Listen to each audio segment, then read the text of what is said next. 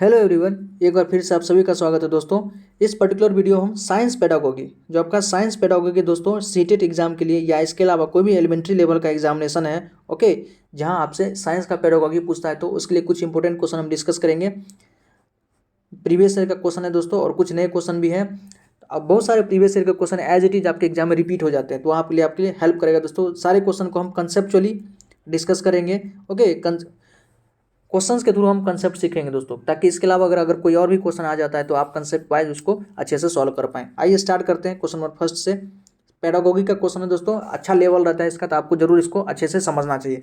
देखिए फर्स्ट है, while teaching the correct method of reading a clinical thermometer to the class 8 students, Neha mentioned the following necessary precautions to be taken। मतलब जब वो clinical thermometer का use कर रहा था, कोई एक नेहा जो है क्लास 8 के स्टूडेंट है दोस्तों, वो क्लिनिकल थर्मामीटर का मतलब इस्तेमाल कर रही थी, तो नेहा ने कुछ नेसेसरी प्रिकॉशंस के बारे में बताया। Which of the following precautions have been wrongly mentioned above. उसमें से कुछ बताया दोस्तों, लेकिन उसमें से बताया कि कौन इसमें से आपको गलती है वो आपको बताना है। फर्स्ट है, thermometer should be washed with hot water before and after use. मतलब थर्मामीटर को आप यूज करने से पहले और यूज करने के बाद हॉट वाटर से धो लें। ऐसा आपने दोस्तों पहले भी कभी नहीं सुना होगा कि थर्मामीटर को मतलब गर्म पानी से धोना चाहिए, ये सरासर गलत है। तो पहला स्टेटमेंट भी हमारा गलत हो जाता है, तो फर्स्ट गलत है। सेकेंड है, do not hold the thermometer by the bulb while taking the reading. बिल्कुल सही बात है दोस्तों। जो आपका थर्मामीटर आपने देखा होगा दोस्तों, इस प्रकार से थर्मामीटर होता है और नीचे उसका बल्ब होता है। तो कह रहा है कि जब भी आप रीडिंग ले रहे हो तो थर्मामीटर को आप बल्ब की तरफ से, यहाँ की तरफ से मत पकड़ें। ये सही बात है, ये प्रिकॉशंस तो होना चाहिए। थर्ड है, ensure that before use the mercury level in the thermometer is below. Ensure that before use the mercury level in the thermometer is below 35 degree Celsius. मतलब आपको ये सुनिश्चित कर लेना चाहिए कि जब आप थर्मामीटर का यूज़ कर रहे हैं उससे पहले उसमें जो मर्करी का लेवल होना चाहिए जो है वो थर्मामीटर में 35 डिग्री सेल्सियस से नीचे होना चाहिए। ये भी बिल्कुल सही बात है दोस्तों। Read the thermometer keeping the level of mercury along the line of site. बिल्कुल, जब आप मर्करी का रीड कर रहे हैं दोस्तों, मर्करी थर्मामीटर को, तो आपके आई साइड को वो सामने होना चाहिए, इस प्रकार से होना चाहिए। इस प्रकार से आपको थर्मामीटर को रखना चाहिए, ना कि इस प्रकार से। ऑलराइट दोस्तों, आपने डॉक्टर को भी देखा होगा, अब तो डिजिटल थर्मामीटर आ गया, लेकिन पहले दोस्तों वो इसी प्रकार से देखते थे, यहाँ इस प्रकार से दोस्तों। तो अपने eye of sight, line of sight से इसको डायरेक्ट सामने में रखें, ये हमारा तरीका सही है। तो ये तीनों सही है दोस्तों। फर्स्ट हमारा गलती है कि उसको धोएंगे, हॉट वाटर से धोएंगे, ऐसा कुछ मेंशन नहीं है। ऑलराइट, नेक्स्ट क्वेश्चन देखते हैं। नेक्स्ट क्वेश्चन दोस्तों, which one of the following, which one among the following situation give the learner the best opportunity to discover knowledge. देखिए ये लर्नर्स को, जो भी सीखने वाले हैं उसको, इसमें से कौन सा ऑप्शन जो है अच्छा अपॉर्चुनिटी, अच्छा अवसर देगा नॉलेज को डिस्कवर करने में, नॉलेज को कह सकते हैं कि अन्वेषण करने में। कुछ स्टेटमेंट आपको दिया हुआ दोस्तों, आपको उसमें से बताना है कि बेस्ट अपॉर्चुनिटी नॉलेज को डिस्कवर करने का कौन हो सकता है। फर्स्ट देखिए, student being instructed through team teaching on materials of daily use. मतलब स्टूडेंट को निर्देश दिया जा रहा है कि जो भी डेली का मटेरियल, डेली यूज़ का मटेरियल है उसके बारे में उसको सिखाया जा रहा है। मतलब स्टूडेंट को इंस्ट्रक्ट किया जा रहा है, ऑब्वियसली बात है, निर्देश दिया जा रहा है, तो ठीक है। लेकिन और स्टेटमेंट हमसे पूछा है, बेस्ट, आपका सबसे बेस्ट अपॉर्चुनिटी क्या हो सकता है, तो ये तो ठीक लग रहा है दोस्तों। लेकिन और देखते हैं, student being first shown the demonstration of Archimedes principal followed by detailed explanation. कि स्टूडेंट को आर्किमिडीज प्रिंसिपल बताने से पहले उसको पूरा एक डिमोन्स्ट्रेशन उसको दे देना चाहिए। नेक्स्ट स्टेटमेंट है आपका, student labelling the given materials as conductor and non conductor by placing them in a self assessment close electric circuit. बिल्कुल सही बात है दोस्तों। मान लीजिए कोई क्लोज इलेक्ट्रिक सर्किट है, ऑलराइट, ये मान लीजिए हमारा क्लोज इलेक्ट्रिक सर्किट है, यहाँ बल्ब लगा दिए हैं, यहाँ हमारा स्विच है, ये हमारा वायर है दोस्तों, और यहाँ पर हमको चेक करना है कि जो भी मटेरियल हम स्विच को ऑन कर दिए, मान लीजिए स्विच को हम ऑन कर दिए हैं, और यहाँ जो भी हम मटेरियल लगा रहे हैं, सेल्फ असेसमेंट कर रहे हैं। अगर बल्ब जल गया तो हम जानते हैं कि क्या होगा, यहाँ नीचे हम बैटरी से उसको अटैच कर दें दोस्तों। अगर बल्ब जल गया तो हम क्या कहेंगे, ये कंडक्टर है। अगर बल्ब नहीं जला तो क्या हो गया, वो इंसुलेटर हो गया। ये तो बिल्कुल सही बात है, मतलब नॉन कंडक्टर हो गया। ये तो हम खुद सेल्फ असेसमेंट हो रहा है दोस्तों। जहाँ सेल्फ असेसमेंट होता है वो बिल्कुल सही बात है, बच्चा बहुत ज़्यादा एक्टिव रहता है, तो ये तो अच्छी चीज़ है, ये बेस्ट अपॉर्चुनिटी हो सकता है। तो थर्ड ऑप्शन हमारा बिल्कुल सही बात है, सबसे बेस्ट तो यही है जहाँ पर सेल्फ असेसमेंट की बात हो। थर्ड स्टेटमेंट हमारा करेक्ट हो गया। नेक्स्ट क्वेश्चन देखते हैं।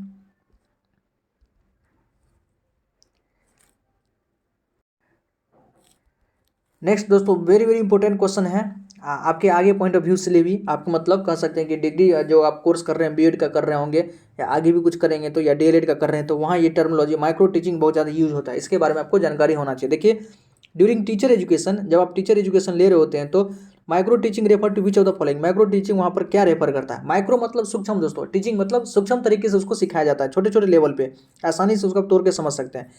Teaching by observing the teacher educator minutely, ना टीचर एजुकेटर को हम मतलब उसको ऑब्जर्व कर रहे हैं, ये गलत है। Teaching a miniature classroom with peer role playing as a student, मतलब सहपाठियों के थ्रू हम, ये भी गलत बात है दोस्तों। नेक्स्ट है teaching a student in A small group में बच्चों को सिखाना। नेक्स्ट है teaching A small chunk of content. देखिए दोस्तों, जो भी कंटेंट है, कोई भी मान लीजिए कोई भी टॉपिक हो, उसमें छोटा सा टॉपिक लेकर हम उसमें बच्चे को एक समय में वही चीज़ सिखा रहे हैं, तो ये होता है micro teaching. Teaching A small chunk of content eight A time, याद रखिएगा, teaching A small chunk of content eight A time, fourth statement हमारा सही है। और इसको अच्छे से देखते हैं माइक्रो टीचिंग। देखिए, micro teaching is a teacher training technique for learning teaching skill, ये एक टीचर ट्रेनिंग टेक्निक है जो हम टीचिंग स्किल को सीखने के लिए ऐसा करते हैं। It implies real teaching situation, ये आपको पूरे टीचिंग का जो रियल सिचुएशन है वो आपको क्रिएट करके देता है फॉर डेवलपिंग स्किल, ताकि आप स्किल को सीख पाएं। And help to get deeper knowledge regarding the art of teaching, ताकि आप जो टीचिंग का जो एक आर्ट है, टीचिंग अपने आप में एक आर्ट है दोस्तों, उसके रिगार्डिंग आप डीपर नॉलेज ले सकें। The Stanford technique involve the step of plan, teach, observe, री प्लान, री टीच एंड री ऑब्जर्व। जो स्टैनफोर्ड टेक्निक है कुछ टीचिंग का, इसमें प्लानिंग है, टीचिंग है, एब्जॉर्व करना है, री ऑब्जर्व करना है, री टीच करना है, री ऑब्जर्व करना है, ये पूरा मतलब स्टैनफोर्ड का टेक्निक है। Micro teaching is a laboratory situation training procedure aimed at simplifying the complexities of the regular teaching learning process. जो भी मतलब रेगुलर टीचिंग लर्निंग प्रोसेस का कम्प्लेक्सिटी है, उससे जटिलता है, उसको क्या करना है, सिंप्लीफाई करना है। लेबोरेटरी सिचुएशन एक प्रकार से लेबोरेटरी सिचुएशन ट्रेनिंग प्रोसीड्यूर है। देखिए, एक लेबोरेटरी सिचुएशन ट्रेनिंग प्रोसीड्यूर है जिसमें एम क्या होता है, तो सिंप्लीफाई करना है। जो भी जटिलताएँ हैं, जो भी जटिल कम्प्लेक्सिटीज है दोस्तों, रिलेटेड है आपका टीचिंग लर्निंग प्रोसेस से, उसको हम यहाँ पर सिंप्लीफाई करते हैं। All right, the learner is engaged in a scaled down and focused situation, scaled down in terms of class size and lesson length, and focused on a certain teaching task such as practice and mastering of specific skills such as lecturing, questioning, probing, leading a discussion, managing the classroom etc। मतलब बच्चे को ये सिखाया जाता है कि कैसे छोटे छोटे मतलब स्टेप्स में या छोटे समय में छोटा कंटेंट लेके कि किस प्रकार से वो स्पेसिफिक स्किल्स को, जैसे लेक्चरिंग क्या कैसे देना है, क्वेश्चनिंग किस प्रकार से क्वेश्चन करना है, प्रॉबिंग, लीडिंग किस प्रकार से क्लास को लीड करना है, डिस्कशन कैसा होगा, इस सब के बारे में यहाँ पर सिखाया जाता है। All right, micro teaching can be practicised with a very small lesson in और in a single concept and less number of student, मतलब स्टूडेंट का नंबर भी छोटा होना चाहिए और कंटेंट भी यहाँ पर छोटा होना चाहिए। The main element of micro teaching are under, micro teaching अंदर कैसा एलिमेंट होता है? फर्स्ट है टीचिंग लर्निंग लेबोरेटरी होना चाहिए, सेफ प्रैक्टिस ग्राउंड होना चाहिए, micro setting and teaching skill, modelling component होना चाहिए, फीडबैक कंपोनेंट होना चाहिए, ये सब आपका माइक्रो टीचिंग के अंदर कंपोनेंट है। Video recording is a powerful source of feedback in micro teaching as a tool for acquiring teaching skill, मतलब वहाँ पर जो भी अगर माइक्रो टीचिंग हो रहा है तो वहाँ पर वीडियो रिकॉर्डिंग मतलब एक प्रकार से आपका बहुत ही शक्तिशाली स्रोत का काम कर सकते हो, तो आपको फीडबैक देने के लिए, ताकि बार बार उसको आप जब देखेंगे कहाँ आप में क्या आपने कोई कमियाँ की है, कहाँ पर मतलब इंप्रूवमेंट की आवश्यकता है, क्वेश्चनिंग मतलब जो आपने किया है, लेक्चरिंग जो आपने जो भी दिया है, ऑल राइट, इससे रिलेटेड अगर किसी चीज़ में कमी है तो आप एक प्रकार से फीडबैक की तरह उसका हम यूज़ कर सकते हैं। तो यहाँ पर वीडियो रिकॉर्डिंग होना कंपलसरी है, मतलब बहुत ज़्यादा आपको यूज़ कर सकता है, हेल्प कर सकता है। नेक्स्ट क्वेश्चन हमारा है, Reena found that during a class test most of the student had responded incorrectly to a conceptual based question. Reena एक शिक्षिका है दोस्तों, उन्होंने मतलब ऐसा देखा है कि एक टेस्ट ली थी, उन्होंने ऐसा ऑब्जर्व किया कि बहुत सारे स्टूडेंट जो है किसी क्वेश्चन का कंसेप्ट बेस्ड क्वेश्चन का सही जवाब नहीं देख पाए, मतलब इनकरेक्ट जवाब दिए हैं, रिस्पॉन्ड जो किए हैं बहुत ही इनकरेक्टली रिस्पॉन्ड किए हैं। विच of the following strategies can help addressing this issue, मतलब इस प्रॉब्लम को, इस समस्या का समाधान के लिए रीना को कौन सा रणनीति का इस्तेमाल करना चाहिए? फर्स्ट देखिए, motivate student to read, understand and learn well, मतलब स्टूडेंट को मोटिवेट करना चाहिए कि अच्छे से पढ़े, सीखें और उसका यूज़ करें। बस मोटिवेशन से तो नहीं हो जाए, कंसेप्ट बेस्ड क्वेश्चन अगर बहुत सारे स्टूडेंट्स ने अगर गलती किया है तो कहीं ना कहीं करवरिए दोस्तों, उसको दोबारा पढ़ाने की आवश्यकता है। Arrange a parent teacher meeting and ask parent to encourage student to prepare well for next exam, मतलब पेरेंट टीचर मीटिंग आप ऑर्गेनाइज कर दीजिए और पेरेंट्स को कहिए कि आप अपने बच्चे को अच्छे से ध्यान दीजिए और उसको तैयार करवाइए नेक्स्ट एग्जाम के लिए। ये मतलब सारा असर मतलब गलत तरीका है, कहीं प्रॉब्लम कहीं और है। टीच द कंसेप्ट अगेन, बिल्कुल ये हो सकता है कि कंसेप्ट को दोबारा पढ़ा दिया, लेकिन इससे और बेटर ऑप्शन देखते हैं, सर्च फॉर कंसेप्चुअल गैप। हाँ, पूरे असेसमेंट करेंगे, अच्छे से उसका सेल्फ असेसमेंट करेंगे दोस्तों। ओके, जैसा सबमिटिव असेसमेंट में होता है कि देखेंगे कि जो कंसेप्चुअल गैप है, कहाँ बच्चे मतलब लैग कर रहे हैं, कहाँ वो गैपिंग एक प्रकार से क्रिएट हो रहा है, कहाँ तक सीखे हैं, कहाँ आगे नहीं सीख पाए हैं, उस गैप को हमको सर्च करना है and teach the concept accordingly. अगर जहाँ गड़बड़ी है वहाँ पर हमको कंसेप्ट को सिखाना है। पूरे के पूरे कंसेप्ट को अगर दोबारा सिखा दिए, इसमें टाइम भी बहुत ज़्यादा जाएगा और हमें पता भी नहीं चल पाएगा कि बच्चे कहाँ गड़बड़ कर रहे हैं। तो इससे बेहतर होगा कि आप कंसेप्चुअल गैप को देखें, उसको मतलब सही से उससे बात करेंगे, उसका कॉपी चेक करेंगे, असेसमेंट करेंगे, आकलन करेंगे, तब पता चलेगा कि किस स्टेप में इसको गड़बड़ी हुआ है। ऑर्डर दोस्तों, और उसके अकॉर्डिंग फिर उसको हम अच्छे से टीच कर पाएंगे। तो हमारा फोर्थ ऑप्शन करेक्ट है। नेक्स्ट क्वेश्चन देखते हैं। नेक्स्ट क्वेश्चन है, a student wants to discuss swine flu showing a newspaper clipping. कोई विद्यार्थी है दोस्तों, वो चाहता है कि जो स्वाइन फ्लू, उन्होंने एक न्यूज़पेपर का क्लिप लाया दोस्तों और चाहता है कि स्वाइन फ्लू पर डिस्कस हो। ऑल राइट, जैसे इन दिनों आपको न्यूज़पेपर में कोविड के बारे में दोस्तों, कोरोना के बारे में बहुत सारे न्यूज़ देखने को मिल सकता है। तो आप क्लिपिंग लिए, कहीं से न्यूज़पेपर लिए, उसका आर्टिकल लिए, कोई अच्छा आर्टिकल आपको दिखा और क्लास में ले गए और चाहे कि शिक्षक इस पर अच्छे से बोले। इसी के बारे में है, the disease is not mentioned in his text book. जबकि वो डिजीज के बारे में उसके टेक्स्ट बुक में, उसके पाठ्यक्रम में दोस्तों इसके बारे में कोई चर्चा नहीं है। एज ए साइंस टीचर आप क्या करेंगे उस समय? अगर कोई विद्यार्थी आपके सामने, जैसे अभी कोविड का बहुत ज़्यादा दौर चल रहा है दोस्तों, कोई स्टूडेंट्स आपके सामने आए, कहे कोविड के बारे में, आपका कोरोना के बारे में, आपको कहे कि सर इसके बारे में कुछ बताइए, तो क्या आप उसको ये कहिएगा कि ये तुम्हारे सिलेबस का पार्ट नहीं, हम तुमको नहीं बताएंगे? ये गलत तरीका है दोस्तों। आपको साइंस टीचर के तौर पे आपको क्या करना चाहिए वो यहाँ पर बताया गया है। देखिए ऑप्शन देखते हैं। फर्स्ट है, would read the news clipping in class but tell the children that is not part of syllabus hence not important. मतलब आप खुद वो क्लिपिंग को पढ़ लेंगे और बताएंगे बच्चों को ये तुम्हारे सिलेबस का पार्ट नहीं, इसलिए तुमको जानने की जरूरत नहीं है। ये अक्सर ऐसा होता है, लेकिन ये गलत तरीका है दोस्तों। बच्चे के मन में अगर जिज्ञासा आया है, बच्चे ने कहीं से कुछ सीखा है दोस्तों, ऑब्जर्व किया है, तो आपको उसके मतलब जिज्ञासा को शांत करना चाहिए, उसको अच्छे से गाइड करना चाहिए, ताकि बच्चे और एक्सप्लोर कर पाए दोस्तों खुद को। ये जो न्यू एजुकेशन पॉलिसी हमारा यही तो है कि बच्चा खुद से बहुत ज़्यादा एक्सप्लोर कर पाए, उससे वो ज़्यादा सीख पाएंगे। ना कि आप सिलेबस, ये सिलेबस का है, ये सिलेबस का नहीं, इस चीज़ों पर हमको ज़्यादा ध्यान नहीं देना है। All right. सेकेंड है, वो discuss swine flu and tell children to bring more science related articles to the. बिल्कुल सही बात है कि हम स्वाइन फ्लू के बारे में वहाँ पर चर्चा करेंगे और स्टूडेंट को और मोटिवेट करेंगे कि इस प्रकार का आर्टिकल आप और अच्छे से पढ़ें, और कहीं प्रॉब्लम हो रहा है तो लाइए हम उसको डिस्कस करेंगे। इससे उसमें क्या होगा, जिज्ञासा जगेगी, उसमें एक प्रकार से मोटिवेशन आएगा कि हम जो कुछ, अगर हमें मेरे इंटरेस्ट का ये चीज़ है और इसका हमें नहीं समझ में आ रहा है, तो हमको इसका रिप्लाई भी मिल रहा है अगर साइंस टीचर से, या अलग अलग सब्जेक्ट में भी हो सकता है, तो उसमें इसमें एक प्रकार से विशेष अच्छा मोटिवेशन जाएगा दोस्तों। ये उसके इंटरेस्ट का चीज़ है ना, तो इसमें बच्चा वो अच्छा कर पाएगा। तो ये तो बिल्कुल सही बात है, ऐसा होना चाहिए। Ask the child to meet you after the class to discuss such articles so that the prescribed syllabus is completely first and not waste everybody's time. बच्चों को आप ये कहिएगा कि चलो तुम क्लास के बाहर हमको मिलो, क्योंकि ये जो पहले हम अपने सिलेबस को कंप्लीट करेंगे और ये तुम्हारे सिलेबस का पार्ट भी नहीं। तो ये गलत तरीका दोस्तों। आप अगर उसके जिज्ञासा को अगर शांत कर दिए क्लास में सब बच्चों के सामने, तो और बच्चे के अंदर ये मोटिवेशन जाएगा कि हम भी अगर कुछ एक्स्ट्रा, अगर हम खुद से कहीं से कुछ पढ़ते हैं या कुछ नया सीखते हैं, उसके बारे में हमको अगर नॉलेज नहीं है तो अपने शिक्षक से जाके पूछ सकते हैं। तो ये अच्छा तरीका है। तो सेकेंड ऑप्शन हमारा करेक्ट है दोस्तों, सेकेंड ऑप्शन। नेक्स्ट क्वेश्चन है, अच्छा क्वेश्चन है दोस्तों, जो साइंस का पेडागोगी पूछा जाता है आपका पेपर 2 के लिए, बहुत ही मतलब थोड़ा कह सकते हैं कि एक कंसेप्चुअल बेस्ड रहता है। आपकी अंडरस्टैंडिंग अच्छी होनी चाहिए, पकड़ वो अच्छी होनी चाहिए दोस्तों सारी टर्मिनोलॉजी पर, तभी जाकर उसको सॉल्व कर पाइएगा। तो अच्छे से सुने सारे बातों को। Given are responses of 7-8 years old children after they have observed an experiment done by the teacher in which water in a bowl is heated and it has evaporated। मतलब given are responses of 7-8 years of children after they have observe in, मतलब एक observation उन्होंने देखा, एक experiment का observation एक बच्चे ने देखा जो 7-8 साल का है, ओके, कि एक टीचर ने वाटर को बॉल में हीट किया और वो पानी जो है आपका एवापोरेट कर गया। वाटर हैज़ डिसअपियर्ड, इवापोरेट किया मतलब डिसअपियर्ड कर गया, वहाँ से गायब हो गया। The ball has absorb the water, ये भी सोच सकता है कि जो है आपका कटोरा है उसने पानी को एब्जॉर्ब कर लिया है। या the fire drank the water, जो हमने नीचे से उसको आग दिया था, हीट किया था, तो जो आग ने उस पानी को पी लिया। या गॉड ड्रैंक द वाटर, या ईश्वर ने, कह सकते हैं भगवान ने उस पानी को पी लिया है। ये सारी चीज़ें उसके मन में ख्याल आ सकता है। ऑल राइट, यहाँ से क्वेश्चन क्या पूछा है, how should the teacher deal with these responses. मतलब बच्चे ने इस 4 प्रकार का रिस्पॉन्स दिया था जब टीचर ने ये एक्सपेरिमेंट किया। उसने एक कटोरे में पानी को गर्म किया और पानी दोस्तों इवेपोरेट कर गया। तो बच्चे के मन में ये सारी बातें आए, अब टीचर इसको कैसे डील करेगा। फर्स्ट है show the standard water cycle chart, क्या बच्चे को वाटर साइकिल का चार्ट दिखाया जाए। सेकेंड है give the definition of evaporation and ask the children to memorise it, कि आप इवेपोरेशन का डेफिनेशन उसको बता दें और कहे कि तुम इसको रट लो, तुमको सारा आंसर मिल जाएगा।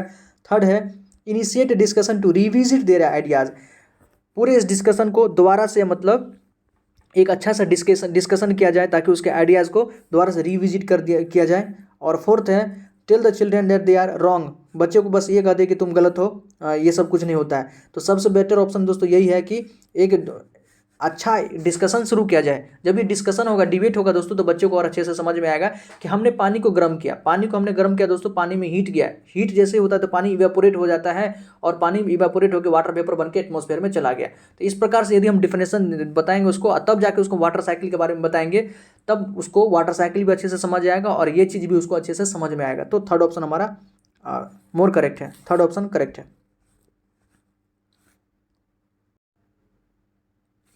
नेक्स्ट क्वेश्चन, ये भी अच्छा क्वेश्चन है दोस्तों, लास्ट ईयर पूछा गया था। विच of the following tool is for learner centred assessment. देखिए लर्नर सेंटर्ड असेसमेंट के लिए कौन कौन सा टूल हो सकता है। तो फर्स्ट है पोर्टफोलियो, बिल्कुल सही बात, ये हो सकता है। कंसेप्ट मैपिंग, कंसेप्ट मैपिंग दोस्तों बहुत ही इंपॉर्टेंट टर्म है, आपने सुना भी होगा कंसेप्ट मैपिंग। जैसे ग्राफ वगैरह सब बनाने, कुछ कंसेप्ट हमने क्लास में डिस्कस किया है और बच्चे ने उसको अपने दिमाग में या एक प्रकार से पेन और पेपर से अपने कॉपी में बना लिया है उसका पूरा मैप। तो कंसेप्ट मैपिंग ये तो अच्छा टूल होता है लर्निंग के लिए। पेपर पेंसिल टेस्ट, अगर हम सिर्फ टूल पेपर पेंसिल टेस्ट को हम टूल नहीं मान सकते दोस्तों, ये तो रटंत विद्या हो जाएगा, रोट मेमोराइजेशन जिस जैसा कुछ हो जाएगा, ये नहीं करना है। जर्नल राइटिंग, हाँ जर्नल राइटिंग अगर कोई स्टूडेंट्स लिख रहा है तो ये तो बहुत बेहतरीन तरीका है। तो ABD हमारा क्या पूछा है, तो tool for learner centred assessment, learner centred assessment के लिए टूल का कौन काम करेगा, तो आपका पोर्टफोलियो है, कंसेप्ट मैपिंग है और जर्नल राइटिंग दोस्तों। ABD are correct, second option हमारा करेक्ट है, portfolio, concept mapping and journal writing. Next question देखते हैं। A teacher can inculcate the essence of the scientific enterprise among students by all of the following practices, मतलब teacher can inculcate, मतलब teacher वो कौन सा तरीका अपना सकता है ताकि बच्चे के अंदर साइंटिफिक इंटरप्राइज मतलब साइंस के से रिलेटेड उसमें अभिरुचि जागे। दोस्तों टीचर को क्या क्या करना चाहिए ताकि बच्चे के अंदर साइंस के प्रति अभिरुचि जगे। तो पूछा है कि students by all of the following practices except, मतलब क्या क्या करना चाहिए, क्या नहीं करना चाहिए। मतलब 3 ऑप्शन तो होगा कि करने वाला होगा और एक ऑप्शन होगा आपका नहीं करने वाला। तो क्या नहीं करना चाहिए वो आपको ढूंढना है। ऑल राइट, हमको मतलब एक प्रकार से इनकरेक्ट वाला ढूंढना है। The student should be made convergent with multiple method of science, बिल्कुल सही बात है। स्टूडेंट को इस प्रकार से हमको प्रिपेयर कर देना है कि वो साइंस का मल्टीपल मेथड ढूंढ सके, ओके, उसको ध्यान रख सके, ये ठीक है। Nature of science to be made an integral part of teaching learning, बिल्कुल सही बात है। अगर साइंस के प्रति हम उसको रुचि जगाना चाहते हैं तो उसका टीचिंग लर्निंग का एक इंटीग्रल पार्ट साइंस को बनाना पड़ेगा, बिल्कुल सही बात है। Student must be required to memorize fact and reproduce when needed, गलत बात है कि स्टूडेंट को कहेंगे कि तुम अच्छे अच्छे फैक्ट को याद कर लो और जब जरूरत होगा तो इसको तुम दोबारा से इसका यूज़ कर लेना। फैक्ट याद करना सीखना नहीं होता दोस्तों, फैक्ट याद करना कर लेने मात्र से सीखना होता है। आपने स्कूल में भी पढ़ा होगा कि रट लेने मात्र से कुछ नहीं होगा, आपको कंसेप्ट सीखना पड़ेगा। तो ये तो गलत है, यही हमको नहीं करना चाहिए। हमसे पूछा है कि कौन नहीं करना चाहिए, तो थर्ड नहीं करना चाहिए। फोर्थ है historical aspect of the development of scientific concept should be emphasised, बिल्कुल जो साइंस से रिलेटेड जो हिस्टोरिकल एस्पेक्ट है, न्यूटन ने क्या किया, गैलीलियो ने क्या कौन कौन सा काम किया, आपने आर्किमिडीज प्रिंसिपल के बारे में उसको अच्छे से पूरा हिस्टोरिकल एस्पेक्ट बता सकते हैं। बड़े बड़े जो साइंटिस्ट हुए हैं, आइंस्टीन का नाम बहुत ज़्यादा चलता है, हमारे देश में CV रमन हो सकता है, होमी जहांगीर भाभा है, होमी जहांगीर भाभा है दोस्तों, इसरो वाले जो हैं आपका विक्रम साराभाई है। तो इसके जो भी हिस्टोरिकल एस्पेक्ट रहे साइंस रिलेटेड, हम उसके बारे में अगर उसको हम सबसे बड़ा नाम तो दोस्तों APJ अब्दुल कलाम का, ये तो बहुत बड़े साइंटिस्ट रहे। तो इन सब के बारे में यदि हम उसको हिस्टोरिकल एस्पेक्ट बताएंगे तो उसमें और अभिरुचि जगेगी। तो थर्ड ऑप्शन हमारा इनकरेक्ट है, जो इनकरेक्ट है वही हमारे यहाँ पर करेक्ट हो जाएगा। तो थर्ड ऑप्शन दोस्तों। नेक्स्ट क्वेश्चन है,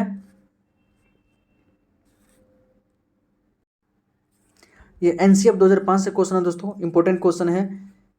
नेशनल करिकुलम फ्रेमवर्क 2005 है, उससे रिलेटेड क्वेश्चन है कि according to the NCF 2005 position paper on teaching of science which of the following is an important and transferable skill that has the children in learning to learn science, मतलब NCF 2005 के अनुसार वह कौन सा skill है जो children को science learn करने में हेल्प करने में उसको हेल्प करेगा। और लाइट देखिए कुछ स्किल्स यहाँ पर दिया हुआ है। Ability to learn scientific fact, fact याद कर लेने मात्र से दोस्तों ये तो गलत है। जहाँ भी आपको फैक्ट वगैरह आए इस प्रकार से रोट है मेमोराइजेशन, ये सब तो बिल्कुल गलत होने वाला है। Ability to recall the formula to solve problem, बस आप फॉर्मूला को रिकॉल कर लिए, सॉल्व कर लिए, ये आपको साइंस सीखने का मतलब कोई तरीका नहीं है। Ability to understand the process of scientific inquiry, बिल्कुल सही बात है, आपको पूरा जो है साइंटिफिक स्टोरी का, साइंटिफिक इंक्वायरी का पूरा का पूरा प्रोसेस को अंडरस्टैंड करना पड़ेगा, तब जाके आप चीज़ों को अच्छे से समझ पाएंगे। तो ability to understand the process को समझना बहुत ज़्यादा जरूरी है, जिसको हम कहते हैं कि कंसेप्ट को सीखो दोस्तों, ये दूसरे भाषा में इसी चीज़ को लिखा है, तो थर्ड ऑप्शन हमारा करेक्ट हो गया। Ability to recall the contribution of great scientist, सिर्फ ग्रेट साइंटिस्ट के कंट्रीब्यूशन मात्र से आप साइंस को नहीं सीख सकते हैं। ऑल राइट, तो थर्ड ऑप्शन हमारा करेक्ट हो गया दोस्तों, एनसीएफ 2005 में इसके बारे में बताया गया है। तो ये कुछ क्वेश्चन था साइंस पेडागोगी से रिलेटेड, आपको कैसा लगा प्लीज़ कमेंट सेक्शन में बताइएगा, और हमारे इस वीडियो को लाइक करें दोस्तों, चैनल को सब्सक्राइब कर लें, आगे भी हम बहुत सारा क्वेश्चन डिस्कस करेंगे, और आपके एग्जाम से रिलेटेड कोई भी नोटिफिकेशन भी अगर आता है दोस्तों, हम आपको उसके बारे में भी बताएंगे। प्लीज़ आप बताइएगा आपका एग्जाम कब होने वाला है, सीटेट का एग्जाम किस तारीख को आपका डेट दिया गया है। ऑल राइट, कोई क्वेरी दोस्तों कमेंट सेक्शन में पूछ सकते हैं। आप बहुत बहुत धन्यवाद, जय हिंद, जल्दी हम मिलेंगे दूसरे वीडियो में।